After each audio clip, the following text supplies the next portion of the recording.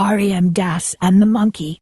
Every morning, when Sara gave the birds their bread, she looked across to the attic window next door. But nobody opened it. Nobody called out good morning across the roof or gave Sara a friendly smile. Perhaps the Indian gentleman's servants all sleep downstairs, she thought sadly. Her life was very lonely now. She saw Becky every day, of course, but they did not have much time for talking. The cook and the other servants were not friendly. Sometimes, at night, Ermengarde came up to Sara's room, but it was not easy for her to come often. Then one evening, Sara was in her attic when she heard a noise on the roof. She looked up and there at the open window was a small monkey. "Oh, you dear little thing," cried Sara. At once, the monkey jumped down and began to run around the room. Sara laughed. She got up on the table and looked out of her window, and at the next window she saw the smiling face of an Indian Lascar. "Oh," cried Sara, "have you got a monkey? He's in my room." The Lascar's name was R.E.M., and yes, it was his monkey. He gave Sara a big smile. "I'm so sorry," he said. "Can I come and get him?" "Oh yes, please," said Sara. "I think he's afraid of me. And he runs so fast. But can you get across the roof?" Yes, R.E.M. could, and a minute later he was in Sara's room. Soon the monkey jumped into his arms, and R.E.M. thanked Sara again and again. Then he went away, across the roof back into the house next door. Sara went to the shops 5 or 6 times a day. When she walked past the house next door, she often thought about the Indian gentleman. She felt sorry for him. He had no wife or family, and the doctor visited the house every day. Mr. Carmichael the lawyer often visited, too, and sometimes the Carmichael children went with him. Sara was pleased about that. It's nice to see friendly faces when you are ill, she thought. The Indian gentleman thought that, too. He liked children very much, but he was a very unhappy man. M.R. Carmichael was his friend, and he talked to him a lot. But they talked about only one thing. "I must find the child," said the Indian gentleman. His name was M.R. Carrisford. "I must find her and take care of her. But where is she? Here I am, with all this money from the diamond mines, and half of it is Ralph Crew's money. Oh, Carmichael, why did I leave my friend and run away when things looked bad?" "Why? You ran away because you were ill with a fever," said Mr. Carmichael. "It nearly killed you, remember." "And it did kill poor Ralph," said Mr. Carrisford. "He put all his money into the mines because I was his friend. But at first we didn't find any diamonds, and all Ralph's money was gone. I was afraid to tell him, so I ran away. And later, when we did find diamonds, Ralph was dead." He laughed angrily. "What a brave friend I was." "It's not easy to be brave when you're ill with a fever," Mr. Carmichael said quietly. Mr. Carrisford looked into the fire.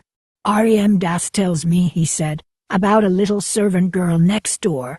The monkey ran away, and R.E.M. went across the roof to get him back from her room.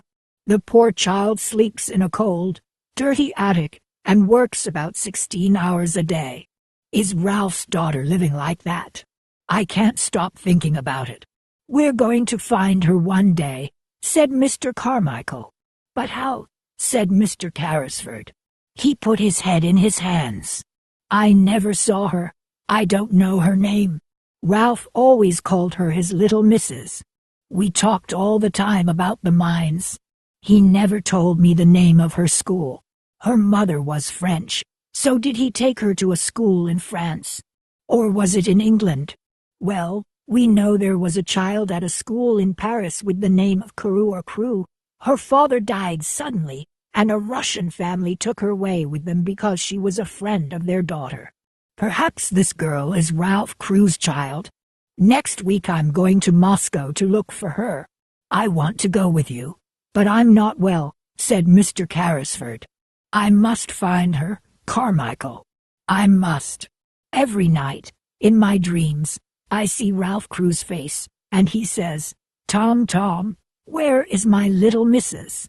And I have no answer for him. Mr. Carrisford took his friend's hand. Help me to find her, help me. Winter came, with its short, dark days, and the attic rooms were very cold. There were no fires for servant girls, and often Sara and Becky could not sleep because of the cold. Sara was taller now, and her old black dress was very short. Her shoes were old, and she had no warm coat for the winter weather. She was thin, too. She did not get very much to eat, and she was always hungry. She carried big baskets of shopping through the rain and the snow. One day she found a sixpence in the snow, and she bought some hot new bread with it. Then she saw a child by the door of the shop. The child had no shoes and no coat, and her thin face was blue with cold. She is hungrier than I am, thought Sara, and she gave her hot new bread to the child. When she got back to the school, Miss Minchin was angry. Cook is waiting for you, Sara. Why are you late? I can't walk quickly through the snow, said Sara. My shoes are old, Miss Minchin, and my feet get very cold. Miss Minchin did not like to hear this. Don't speak to me like that, she said. I am kind to you. I'm giving you a home, but you never say thank you to me. Sara looked at her. You are not kind, she said quietly. And this is not a home. Go to your room at once, said Miss Minchin. On the stairs Sara met Lavinia. Lavinia looked at her and gave a little laugh. Oh, here's Princess Sara, she said, in her old dress and her dirty shoes. In the attic, Sara sat down on the chair by her table. I must be brave, she whispered. A princess is always brave, so I must be too. But it's not easy. She put her head down on her arms. Oh, father, do you remember your little missus? Can you see me now? And in the house next door Mr. Carrisford sat by a warm fire. Moscow is a long way from London, and he could only wait. But he thought about Ralph Crew's child every day. He thought about other children, too. R.E.M. he said, how is that poor little servant girl next door? Can we do something for her? I see her in the street every day, said R.E.M. in the rain, in the snow. She looks thin and hungry, but we can help her. I can easily get in through her attic window. Listen. And he talked for some minutes. Mr. Carrisford smiled. Yes, he said to R.E.M. Yes, I like it. Let's do it.